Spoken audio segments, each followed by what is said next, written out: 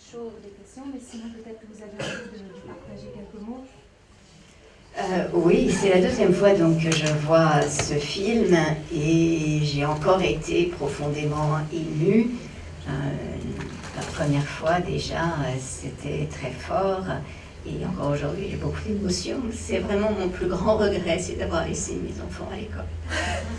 Et j'ai cherché à créer une école alternative dans le public, Lina qui était avec moi aussi, et voilà, plusieurs de l'école, on a cherché à créer cette école alternative et ça n'a pas réussi à avorter à l'époque. C'était trop tôt, c'était trop complexe, mais je ne sais pas ce qui m'a empêché de réussir à faire le pas, de ne pas scolariser mes enfants. De temps en temps, je leur ai proposé, mais ça n'a jamais été plus loin que ça. On a été une fois voir un groupe de non scolarisés, mais ça n'a pas pris. Bref, j'aurais aimé voir ce film. Ça m'aurait vraiment aidé, ça m'aurait donné la certitude, la confiance dont j'avais besoin pour pouvoir oser ça. Quand mon fils a eu son bac à 16 ans, parce que son idée c'était j'aime pas l'école donc je l'évite, donc il a réussi à avoir son bac assez tôt, mais dès qu'il a terminé la dernière épreuve, il est monté dans la voiture et il me dit ça y est, je sors de 7 ans de prison. Et ça m'a vraiment beaucoup remué.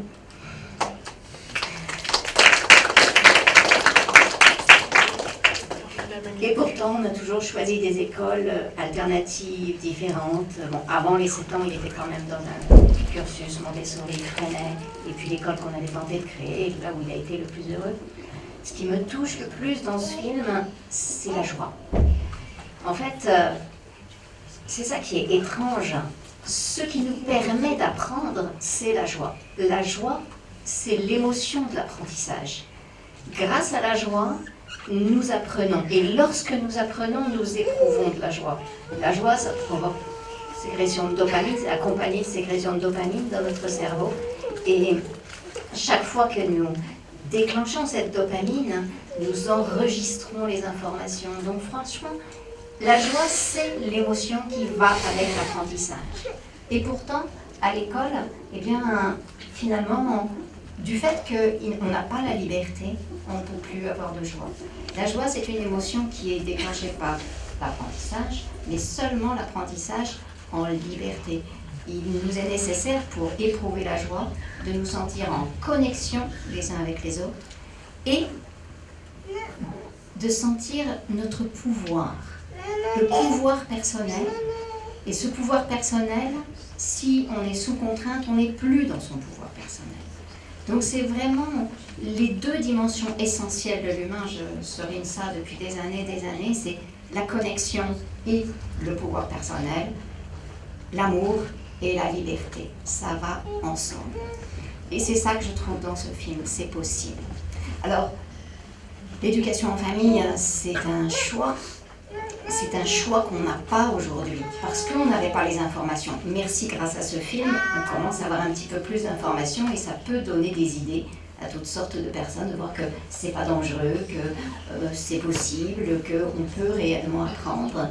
À vrai dire, on apprend mieux, et j'aime bien que ce film le montre, que souvent à l'école. L'école, on nous dit souvent, ça socialise. En réalité, je l'ai vécu parce que mes deux enfants ont été énormément harcelés à l'école. Le harcèlement il est quasiment permanent dans toutes les écoles aujourd'hui. On ne gère pas les groupes. Il n'y a pas de régulation des groupes. Et donc forcément, puisqu'on met une situation complètement artificielle, parce qu'une école, je ne sais pas pourquoi on a inventé ça, on met des enfants du même âge ensemble. Enfin, c'est n'importe quoi. À partir du moment où on met un groupe d'enfants exactement du même âge, forcément, il va y avoir de la compétition et toutes sortes de choses extrêmement complexes à gérer. Tandis que dès qu'on a, ne serait-ce que dans une classe, 4 âges mélangés, eh bien, il y a davantage de possibilités d'apprendre et moins de violence.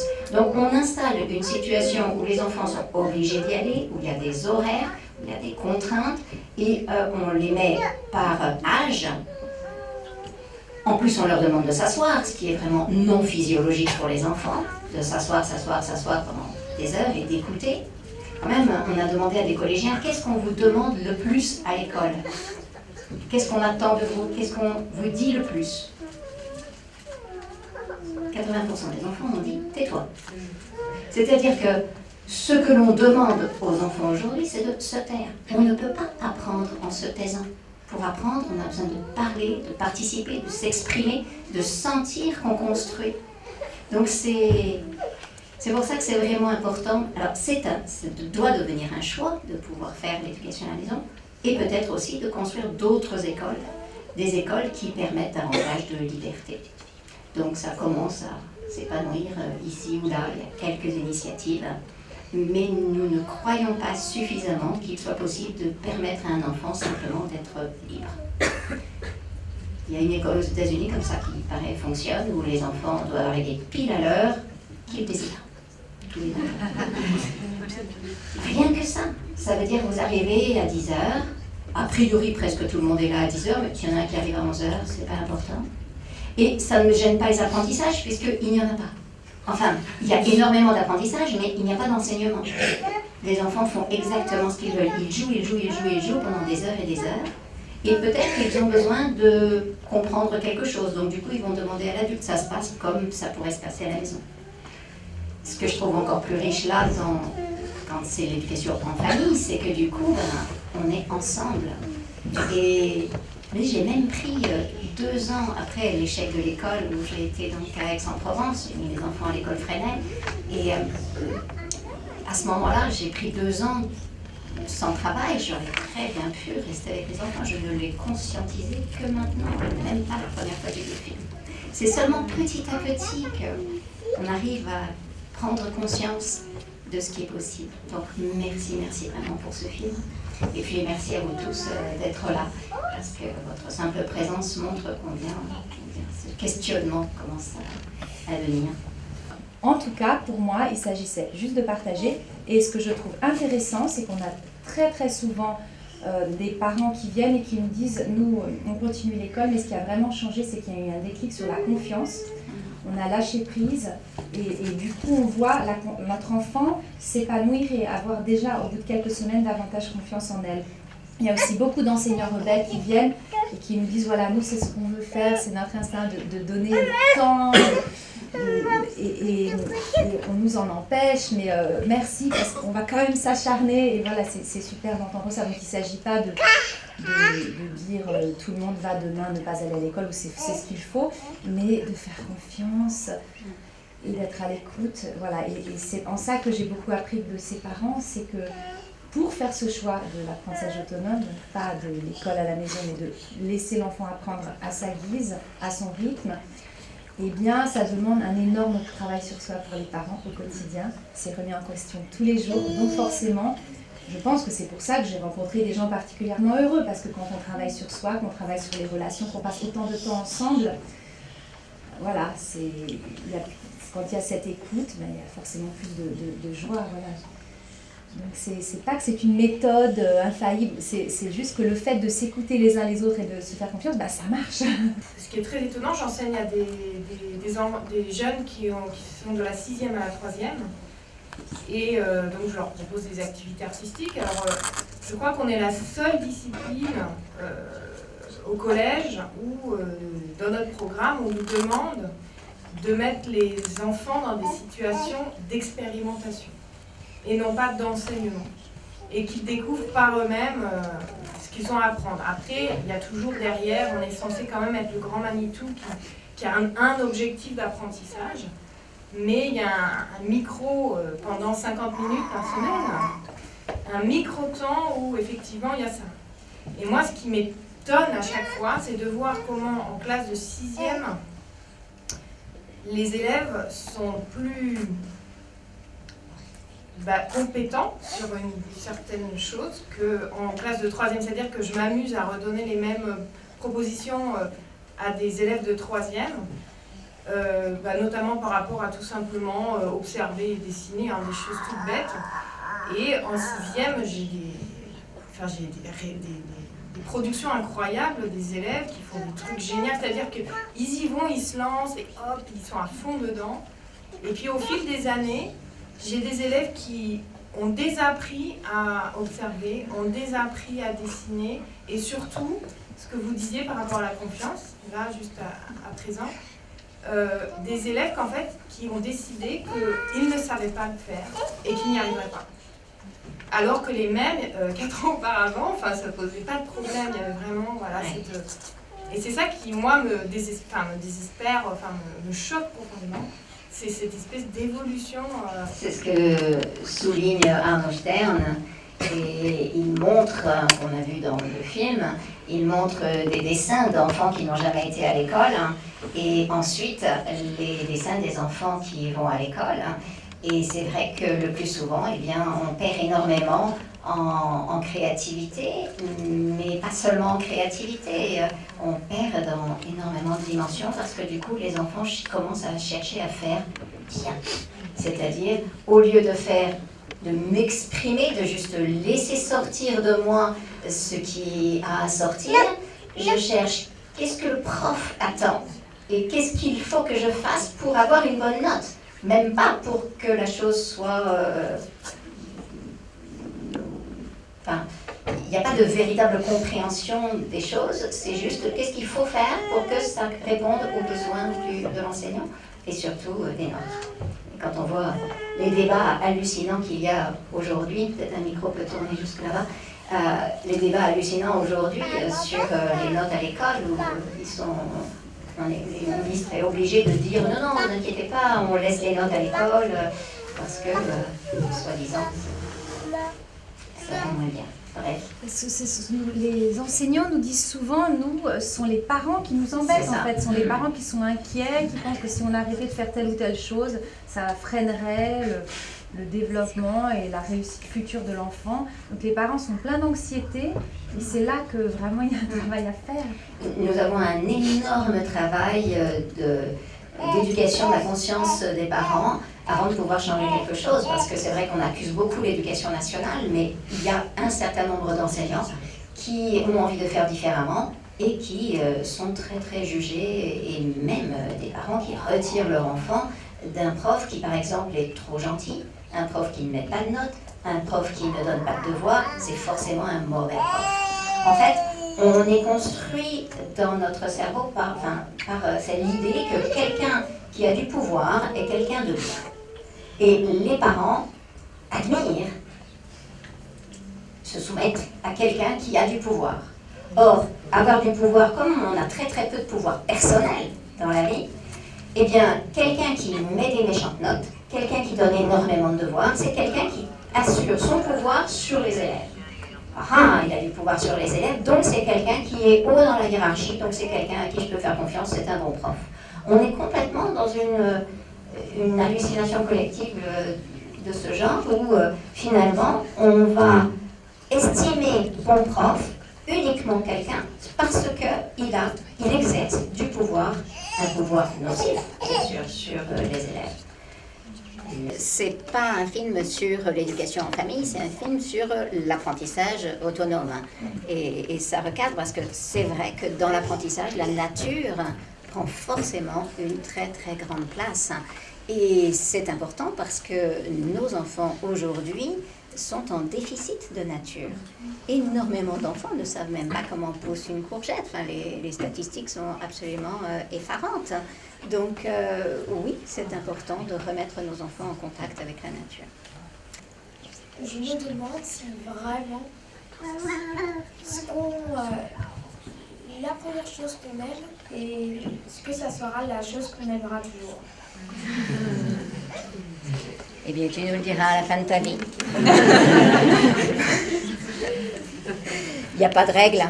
Quelquefois, comme là dans le film ils le disent, chacun a trouvé sa majeure, c'est-à-dire l'investissement de sa vie, son métier, il l'a décidé vers l'âge de 10-12 ans.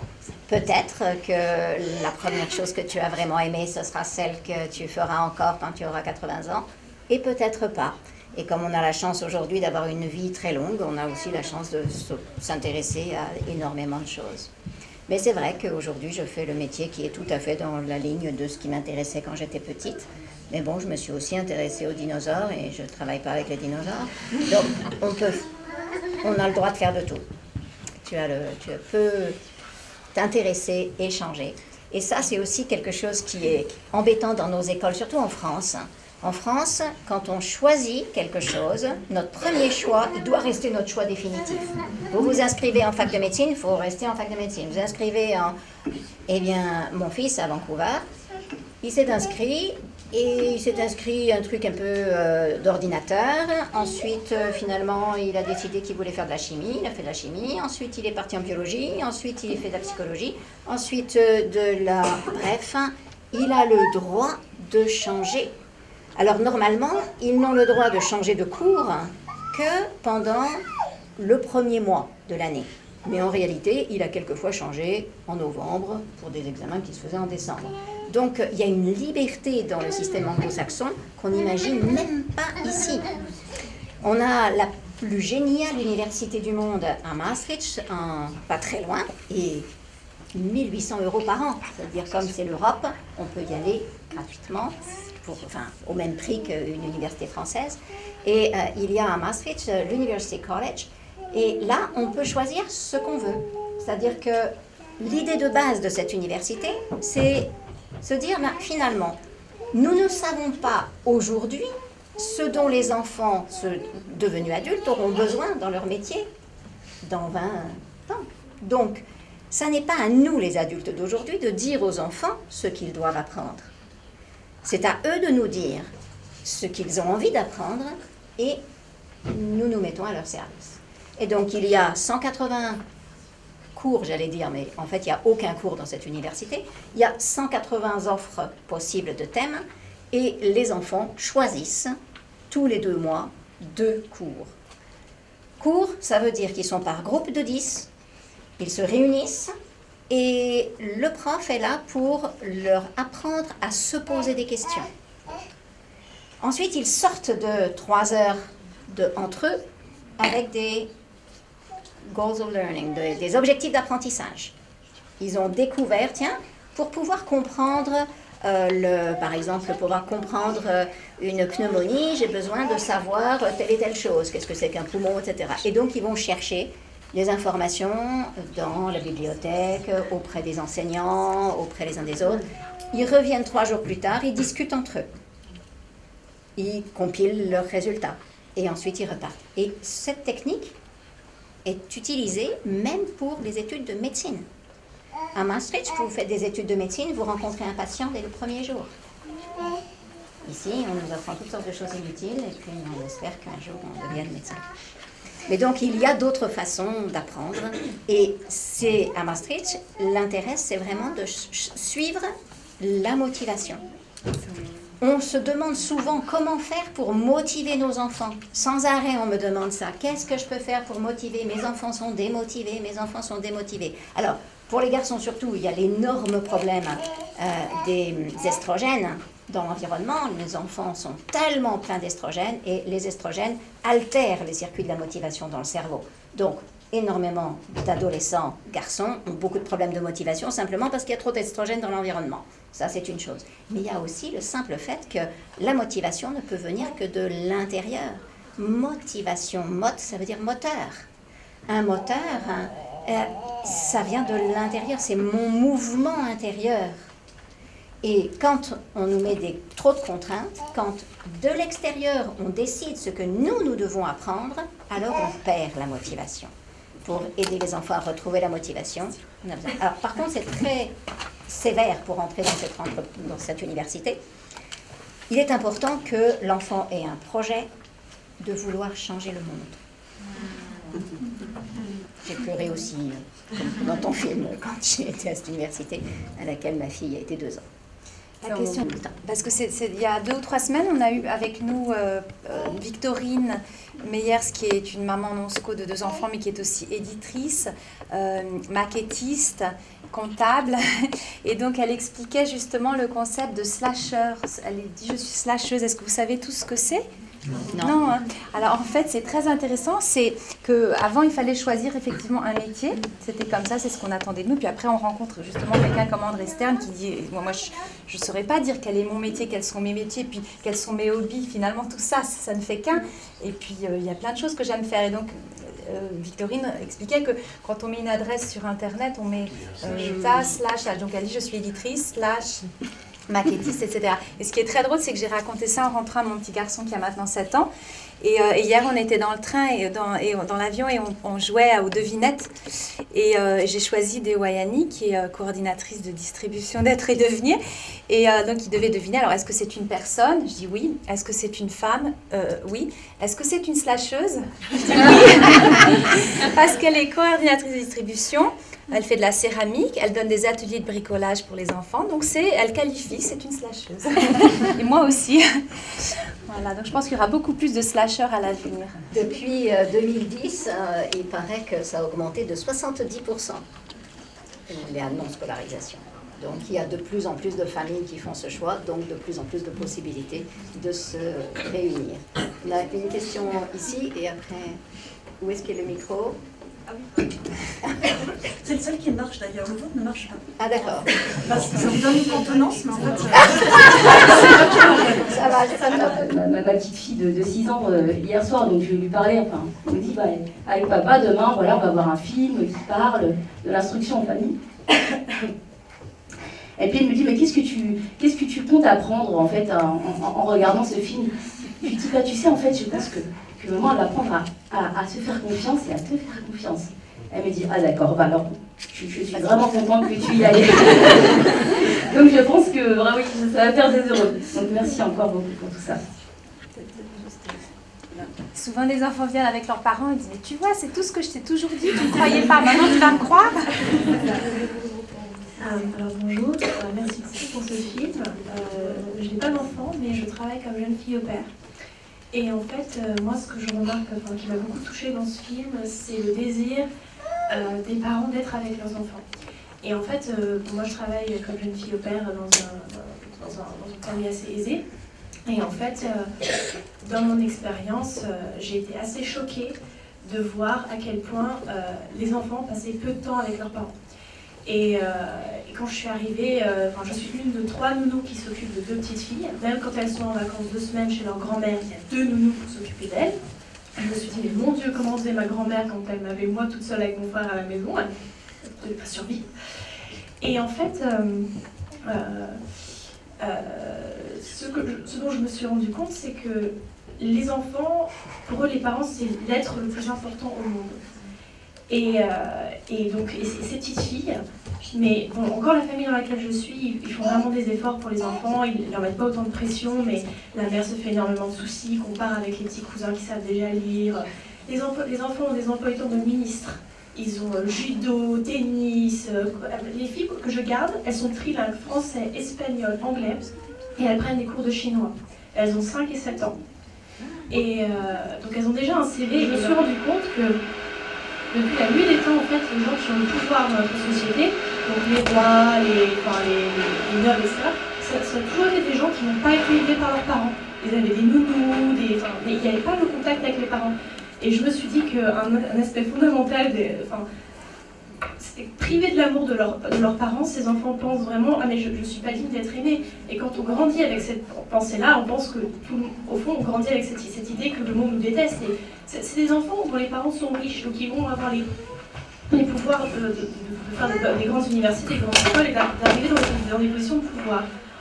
Mais bon, quand on arrive dans une position de pouvoir et qu'on n'aime pas le monde, on ne fait pas des bonnes choses pour la planète, quoi. Donc j'ai... vraiment, merci beaucoup pour ce film qui pour moi est aussi un bel exemple de montrer que en fait, les enfants ne sont pas une nuisance aux parents, mais qu'en fait, ensemble, on peut partager. Et surtout, ce côté qui enlève beaucoup la pression des parents d'avoir absolument à être responsable du succès de leur enfant, mais de simplement partager qui ils sont avec l'enfant. Et ça, pour moi, c'est un grand soulagement, parce que même si j'ai pas d'enfant, c'est une grosse pression qu'on se met aujourd'hui. Donc voilà, merci beaucoup. Merci. Alors, c'est très intéressant et très impressionnant de voir qu'un enfant est libre de s'éduquer soi-même avec la liberté. Donc des fois je me dis dans ma tête, il y a une question qui tombe dans ma tête, est-ce que inscrire mon futur enfant à l'école ou bien le laisser apprendre soi-même. Voilà, donc merci. Il y a beaucoup de fantasmes autour de la socialisation et puis autour de l'idée que c'est important l'égalité. Au fronton de toutes nos écoles, il y a liberté. Déjà.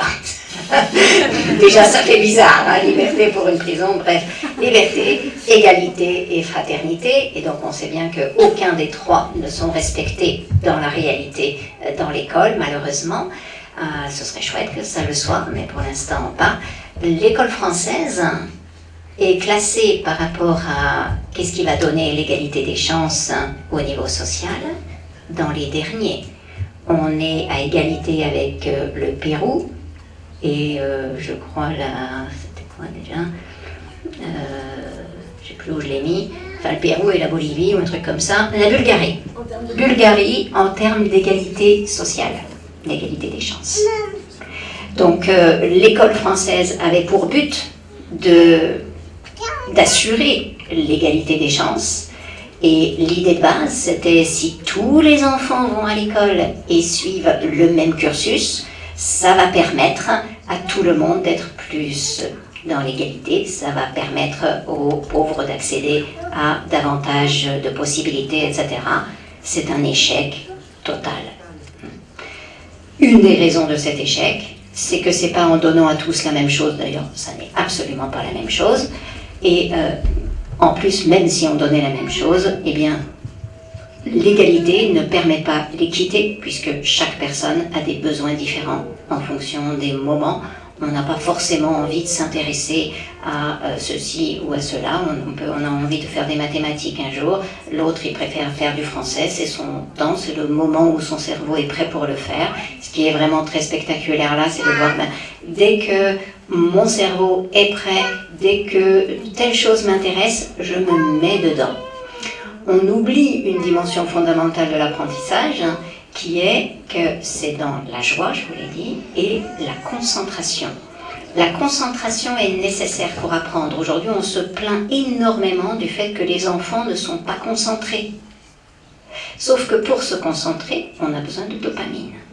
On a besoin d'être heureux, on a besoin de sentir la joie.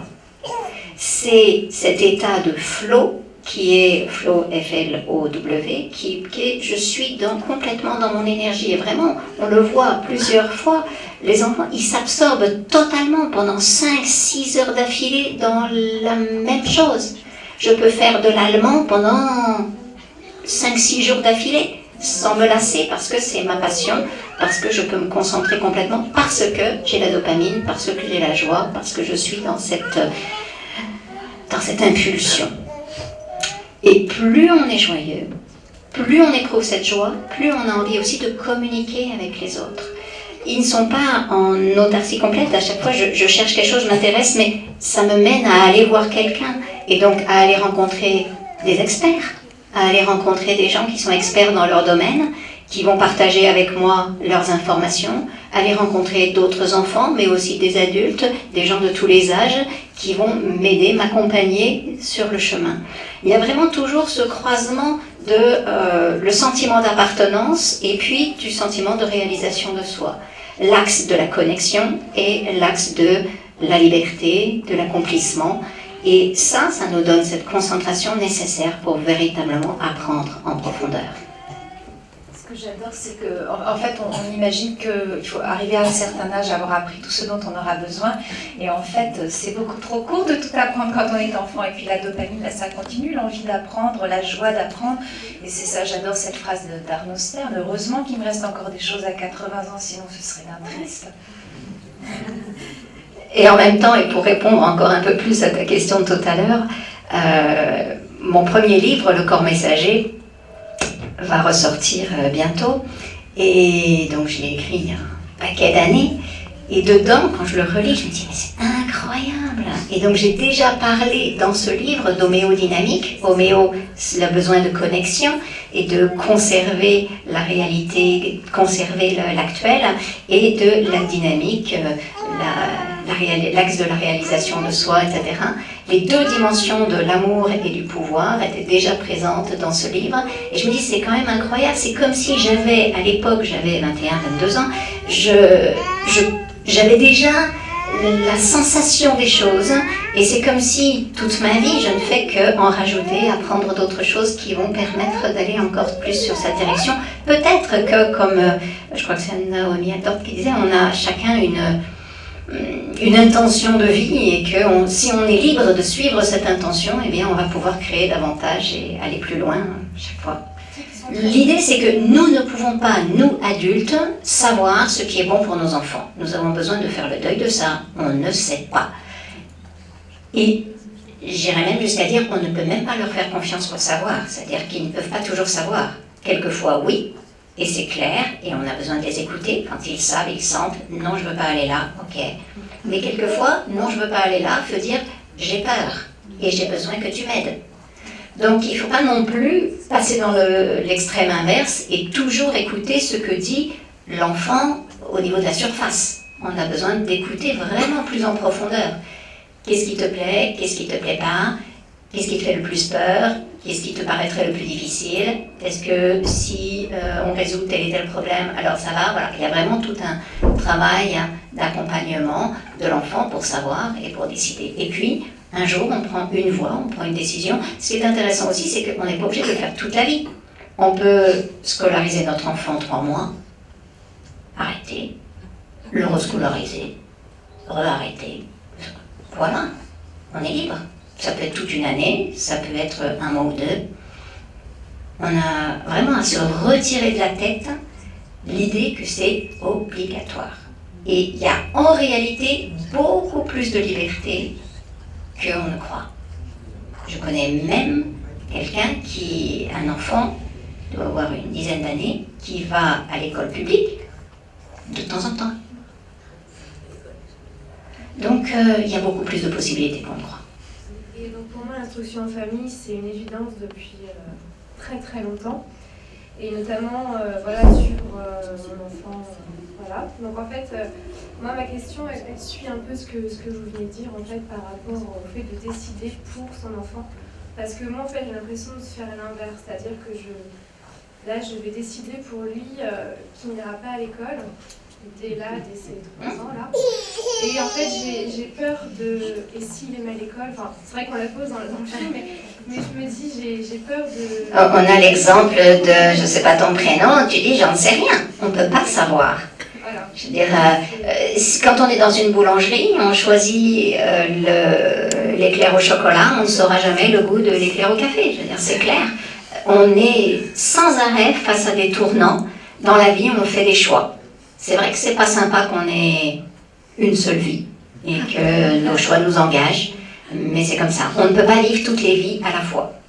La joie dont je parlais tout à l'heure, la joie nous donne le sens de notre vie et c'est un indice fiable.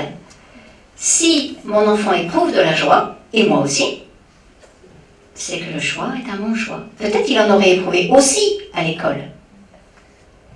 Et c'est là que moi, je n'ai pas assez écouté mes enfants parce qu'ils n'étaient pas heureux. Ils n'éprouvaient pas assez de joie au quotidien. Et je ne me suis pas posé suffisamment la question de peut-être ce serait possible plus de joie autrement. Et tu ne savais pas en plus, oui, que c'était possible? Si, je savais que c'était possible. Bien sûr, je savais que c'était possible. Quand même, je travaille dans le monde de l'éducation depuis un petit moment, donc oui, je savais que c'était possible. Mais je savais que c'était possible. Je ne savais pas que c'était possible pour moi. C'est ça. Il y a différents moments où on arrive à conscientiser. Quelques familles le faisaient, bon, c'était quand même nettement moins répandu, hein, puisque quand on a créé l'école européenne alternative, parce que moi je me suis dit, je ne supporterai pas l'école telle qu'elle est pour mes enfants, donc on s'est dit avec un petit groupe, on va créer une école alternative, hein, et donc on avait fait notre projet, notre programme, et c'est vrai que ce qui a choqué le plus le maire, qui nous a ensuite bloqué et empêché de réaliser cette école, c'était le fait que tous les matins, les enfants allaient choisir. Ils allaient avoir la liberté de choisir ce qu'ils allaient étudier dans la journée. Ça, c'était inacceptable pour monsieur le maire, et donc il a trouvé des trucs d'urbanisme, parce qu'on ne peut pas empêcher une école sur le contenu, donc il avait du pouvoir sur l'urbanisme, il a trouvé une petite loi urbanistique qui fait qu'on n'a jamais pu réussir à ouvrir. Pourquoi je raconte ça? Oui, donc on a créé cette école dans cet objectif de pouvoir permettre aux enfants de donner une alternative. Mais je n'ai pas pensé à ce moment-là que c'était possible, parce que j'avais mon métier, parce que j'avais énormément de clients en psychothérapie, parce que voilà, j'avais cette vie-là et que je ne voyais pas comment faire. Mais si j'avais vu le film, j'aurais cogité un peu différemment. Mais là... Freddy avait juste une chose à rajouter. Est-ce que avant de changer de sujet, de décision, décider de ne pas aller, c'est pas la même chose de ne pas décider d'y aller. Ouais, c'est très différent. Vous n'avez pas décidé d'aller, vous n'avez pas rejeté la Nouvelle-Zélande en disant que oui, j'ai décidé de ne pas aller m'installer en Nouvelle-Zélande. Simplement, vous n'avez pas décidé d'y aller. C'est très différent. On va garder celui-là et c'est celui-là qui tourne alors. Merci pour le dernier mot que vous venez de dire, qui était je savais que c'était possible, mais je savais pas que c'était possible pour moi. En fait, ça fait transition avec ce que je voulais dire. C'est que, bon, moi, ça m'ouvre plein d'idées. Comme vous avez dit tout à l'heure, c'est que moi, mes enfants ont déjà 4 et 7 ans. Mon enfant est en CE1, donc l'écriture, la lecture et la comparaison avec les autres, c'est tout le temps, sur tout. Et même ma fille de 4 ans, ce matin, elle fait un dessin, et elle dit, c'est pas assez bien, elle le déchire. Et son frère faisait ça au même âge. Je lui ai dit, mince, même elle y est dedans, quoi. Donc quand je vois ça, je suis très émue aussi. Et par contre, ils y sont déjà à l'école. Donc là, ce serait un choix de les en sortir. Donc quelque part, c'est vrai que c'est plus dur que quand ça se fait naturellement et on n'y entre pas.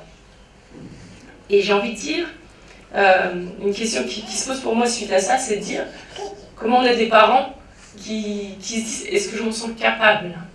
Parce que les enfants, ils apprennent au contact de plein de choses. Et plus on arrive à les mettre en contact de choses diverses, de la nature, de rencontrer différents types d'artistes, différents types de métiers. On voyait dans le chantier, ils apprennent plein de choses en regardant les artisans, etc.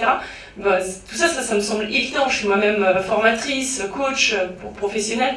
J'apprends que pour qu'un employé soit heureux, il faut qu'il soit efficace, il faut qu'il soit heureux dans son boulot, etc. Donc, c'est des thèmes qui me parlent, que j'ai profondément compris pour les autres, mais pas forcément comment je mets ça en pratique aujourd'hui. Et qu'est-ce qu'il y a dans les groupes? Alors je ne sais pas si ce que vous avez proposé, Claudia, ça répond peut-être un peu, mais comment on peut accompagner un parent pour qu'il ait l'impression, ok, bon, je vais essayer d'être plus attentif, qu'est-ce qui plaît à mon fils commence à dire j'ai envie d'être artiste peintre, génial, bon maintenant j'en fais quoi? Et je vois bien qu'en dernière année de maternelle, c'était tous les matins, tous les soirs, il est au centre aéré, en plus il est de 9h à 18h30 parce qu'on travaille, on n'a pas de choix pour l'instant. On n'a pas pris de décision de changer. Et il faisait des dessins tout le temps. Et puis là, depuis le CP, le soir, il a plutôt envie de jouer au Playmobil ou de se débarrasser la tête, et finalement de moins en moins. Et pourtant, il aime ça. Donc j'essaie de trouver, de réfléchir. Et quand je vois ça, je dis c'est ça qu'il faut. Faut que je trouve quelqu'un qui lui donne envie. Parce que moi, je ne m'en sens pas capable de dire, quand j'essaie de lui apprendre un truc, je le fais de façon peut-être encore trop scolaire. Il n'y a pas à essayer de lui apprendre. Mais c'est ça, c'est plutôt lui donner envie de dire tiens, il y a des fautes. Mais il n'y a pas besoin de lui donner envie. C'est ça. Comment est-ce qu'on change notre mindset à nous? C'est exactement un changement de paradigme, un changement de regard et un changement de positionnement. Et on n'a pas besoin de se faire confiance. On n'a pas besoin de se dire est-ce que je suis capable? C'est plutôt l'enfant. Le centre d'attention n'est pas est-ce que moi, le parent, je suis capable de lâcher. À ce moment-là, je vais plutôt me poser la question de quoi est-ce que j'ai besoin? C'est pas est-ce que je suis capable de lâcher. Parce que pour pouvoir lâcher, on a besoin de se sentir en sécurité et donc peut-être d'avoir un petit peu plus autour de soi de gens qui vont partager avec nous, qui vont nous donner des idées, qui vont nous donner des ressources et oui, de l'inspiration ou simplement de la respiration. Voilà. Financièrement, trouver un équilibre. Oui. Oui, la question, elle est là. Comment financièrement? Eh bien, militons pour le revenu de base. Militons pour que chaque humain sur cette terre ait droit à un revenu dès sa naissance inconditionnel, c'est-à-dire qu'il ne soit pas relié au travail. On a vraiment besoin d'accéder à ça. un revenu de base pour tout le monde qui nous libérerait de tout ce poids d'être finalement esclave d'un travail qu'on n'a pas forcément choisi. Je voulais juste rebondir sur une question, parce que j'ai pas la réponse. Quand je dis que je fais l'instruction à la maison, et voilà, donc je dis que je suis enseignante, et donc travaillant en CNED, j'ai eu la possibilité de me poser la question, puisque je travaille à la maison. Et on me dit, ah oui, mais toi t'es enseignante, alors évidemment tu peux. Et je suis démunie parce que je dis à l'autre, mais non, mais toi aussi tu peux, il faut juste avoir confiance en toi. Et non, voilà. La réponse de la personne en face de moi, c'est comme tu es enseignante, toi tu sais faire apprendre à l'autre. Et j'ai envie de dire, mais moi je fais rien, j'apprends rien. Et je veux surtout pas être l'institutrice de ma fille. On vit. Mais ça, j'arrive pas à faire passer le message et je sais pas comment. Et c'est. Voilà, à chaque fois d'une discussion, la discussion s'arrête à, ah oui, mais toi t'es prof, c'est bon. Et j'ai pas la réponse pour dire, mais toi aussi tu peux. Mais est-ce qu'on ne devrait pas plutôt dire, plutôt que de dire instruction à la maison, pour moi c'est plutôt une non-instruction. Il n'y a plus d'instruction selon moi. C'est l'auto-instruction en fait. En même temps, il y a énormément d'enseignants dans le monde de la non-scolarisation et c'est ça qui, du coup, est interpellant et devrait pouvoir interpeller les autres parce que les enseignants, c'est ceux qui savent ce qui se passe à l'école. Moi, j'ai arrêté pour ça. Bien sûr. Très vite, les enseignants dans le film, en fait, j'aurais posé la question parce qu'il y en avait, j'en ai rencontré pas mal. Je pense que aussi des personnes qui sont enseignants ont plus de facilité à accepter d'être filmés parce que leur réflexion était peut-être plus poussée, ils avaient peut-être plus l'habitude de la verbaliser. Ils étaient à l'aise avec le sujet, donc c'est aussi ça. Il y a plein de gens qui n'avaient pas envie d'être face à une caméra devant une étrangère qui était pleine de bonnes intentions, mais on sait très bien, il y a une dizaine d'années, tout ce qui paraissait dans la presse était archi négatif, les familles se sentaient trahies. Il y a un moment où les gens se disent on n'accepte plus d'être interviewés, qu'on nous fiche la paix. Donc moi, les gens ne savaient pas ce que j'allais faire de leur témoignage. Donc je pense que les enseignants ont davantage confiance en eux déjà pour accepter d'apparaître dans un film. Ensuite, ils m'ont dit effectivement, au début, on se dit, je vais savoir enseigner, on a davantage confiance en soi. Puis très vite, on se rend compte qu'ils n'ont pas besoin d'être enseignés, qu'au contraire, il ne faut surtout pas interférer. Mais pour cette prise de décision, c'est plus facile. Et enfin, ils m'ont tous dit, et ça pas qu'en France, on connaît tellement bien l'éducation nationale, ou ailleurs, ça s'appelle autre chose, qu'on ne peut pas laisser nos enfants là-dedans. Et ça, c'est revenu beaucoup. Donc effectivement, ils connaissent bien et ils savent que la tendance n'est pas l'amélioration. Et très vite, les enfants sont très forts pour se trouver un réseau de mentors bénévoles. Donc il n'y a pas à s'inquiéter s'il a un intérêt, si elle a un intérêt. C'est eux qui vont trouver leur mentor. Et ça peut être un grand-père retraité dans l'immeuble qui a une passion pour la mécanique, le jardinage, l'astronomie, qui va être ravi de partager ça avec un petit, avec qui va développer des liens d'amitié. Et quand j'étais au Brésil, il y avait un petit garçon qui a maintenant 12 ans, qui quand il a 9 ans a dit à sa maman, je ne peux plus aller à l'école. Il se trouve qu'il était harcelé, mais ce n'est pas la raison qu'il a donnée. Il a dit, je sais quel est mon rêve, ce n'est pas l'école qui va m'aider à réaliser. Donc elle a dit, ah bon, mais c'est quoi ton rêve? Il a dit, c'est montrer aux enfants comment faire la cuisine avec des vrais aliments et manger sainement. Sa maman travaillait pour des ONG, elle trouvait des sous pour une ONG pour les enfants atteints de maladies rénales. Donc il avait entendu des choses et ça l'avait obsédé. Il s'est dit, c'est ça que je veux faire dans la vie. Donc elle s'est dit, mince, je ne sais même pas faire une omelette, comment je vais faire pour l'aider? Eh bien, pas de souci. Il a écrit une lettre en portugais qu'il a fait traduire par des amis en anglais à Jamie Oliver, qui a écrit des livres de cuisine pour enfants. On lui demanda d'être son mentor. Jamie Oliver a accepté. Il a donc écrit un livre sous forme de journal intime, comme lettre à Jamie Oliver, où il y avait chaque jour une nouvelle recette qu'il inventait. Et par ailleurs, il a contacté des chaînes de télé au Brésil, alors tout seul, il est allé voir l'annuaire. Et il leur a dit, voilà, j'ai une idée de programme pour les enfants, je fais la cuisine, je leur montre quels sont les vrais aliments, ce qui sont des faux aliments, qui sont des choses synthétiques qu'ils ne doivent pas manger, etc. Et il a ce programme de télé, ce livre qui a très bien marché, et la maman n'y est pour rien. Et elle est maman solo en plus. Voilà. Et tu soulignes un autre problème de l'école, c'est que non seulement à l'école on désocialise et puis on perd la motivation, mais en plus on mange à la cantine. À tous les moments, on a toujours discuté de la possibilité que c'est pas une obligation. Voilà. Et c'est eux qui choisissaient à chaque fois de faire un petit peu leur chemin. Et voilà. Donc, dans l'idée, la notion de choix reste toujours ouverte. Et ça rejoint je rejoins l'idée un petit peu d'Isabelle là, sur la notion de son propre pouvoir. Et puis donc du coup l'histoire de confiance, je dirais plus, plutôt que de faire la confiance, c'est confiance à quoi en quoi, c'est vraiment confiance dans cette possibilité d'avoir toujours le choix. En même temps, ils n'avaient pas vraiment le choix.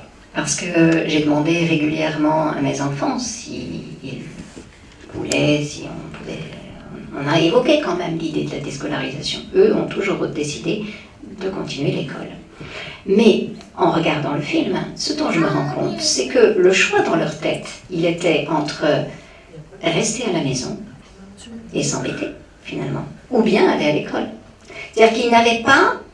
On n'a pas proposé une alternative suffisamment séduisante. Si j'avais à recommencer, peut-être je proposerais le choix, mais une fois qu'ils ont goûté à chaque chose. Ce qui était chouette, c'était petit, ils avaient goûté, mais la maternelle, c'est une chose. Après, je voyagerai davantage avec mes enfants, en dehors des périodes scolaires.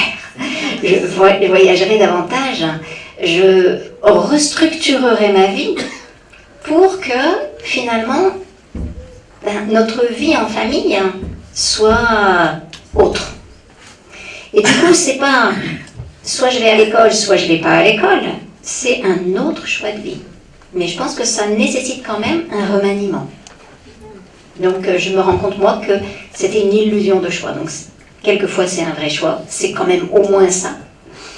Mais en même temps, mais est-ce qu'on fait jamais des vrais choix dans la vie? Je n'aurais pas pu déscolariser mes enfants. Je suis très émue. Si je n'avais pas fait ce cheminement d'éducation bienveillante. Et je suis très émue que vous soyez toutes les deux réunies et toutes les deux là, puisque c'est quand même grâce à vous que je suis si heureuse aujourd'hui, que mes enfants sont aussi heureux. Et ce lien, certaines personnes ne le comprennent pas. Ils disent mais ça n'a rien à voir, il y a les apprentissages, ce documentaire sur les apprentissages autonomes. Et il y a toutes ces démarches d'éducation bienveillante. Et pour moi, l'une ne se fait pas sans l'autre. Parce que je fais partie de ces mamans qui étaient fatiguées par ses enfants. Moi, j'ai été dans la violence éducative ordinaire avant d'avoir ce déclic, de comprendre tout ça. Et moi, je fais partie de ces mamans, en fait, qui étaient contentes de se débarrasser de ces gamins du lundi matin. Je les déposais à la crèche et ensuite à l'école, parce que j'étais fatiguée.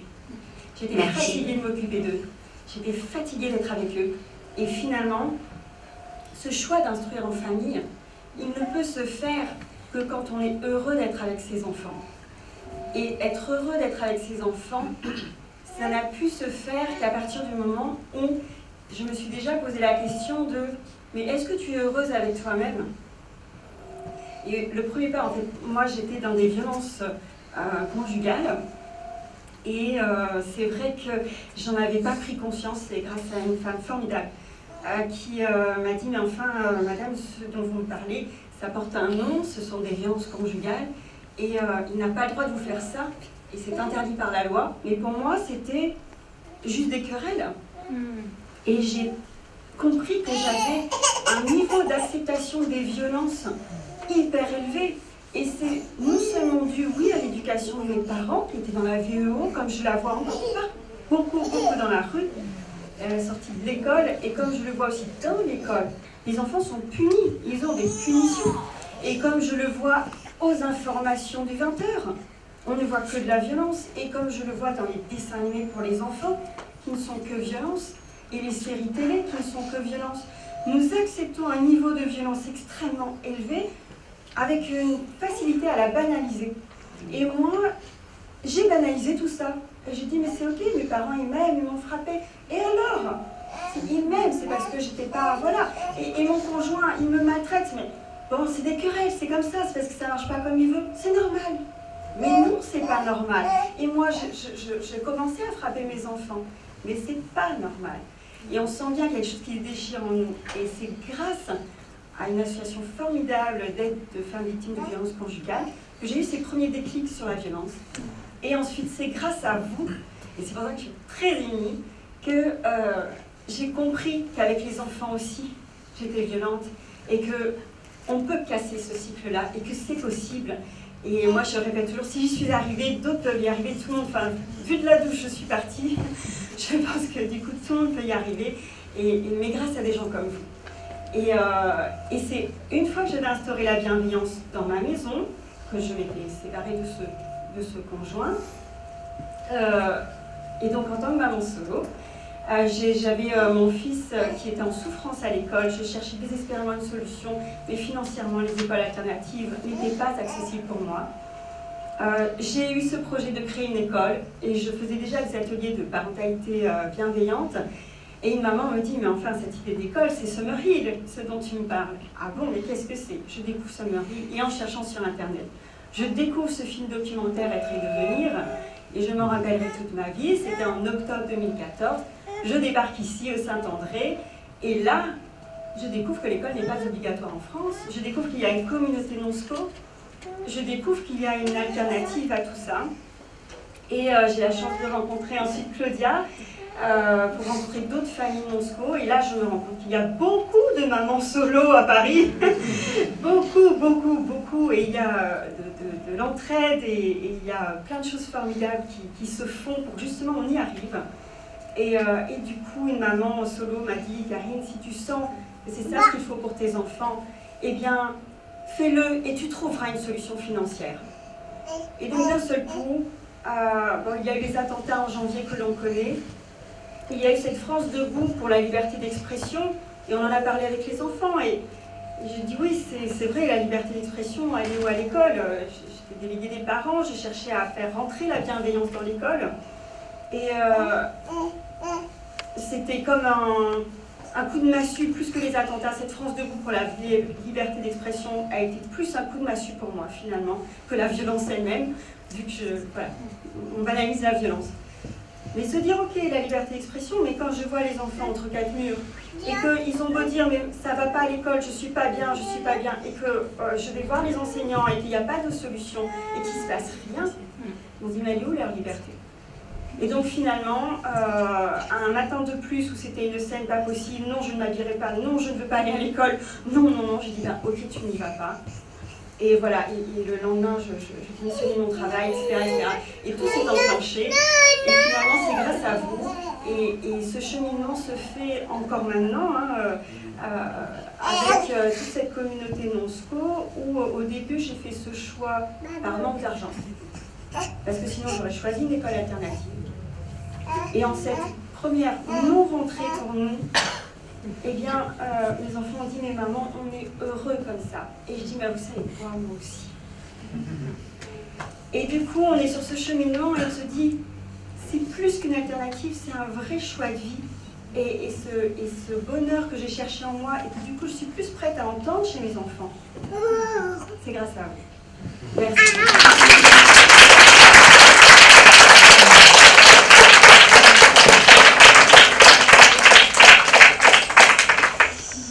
Merci vraiment beaucoup pour ce témoignage.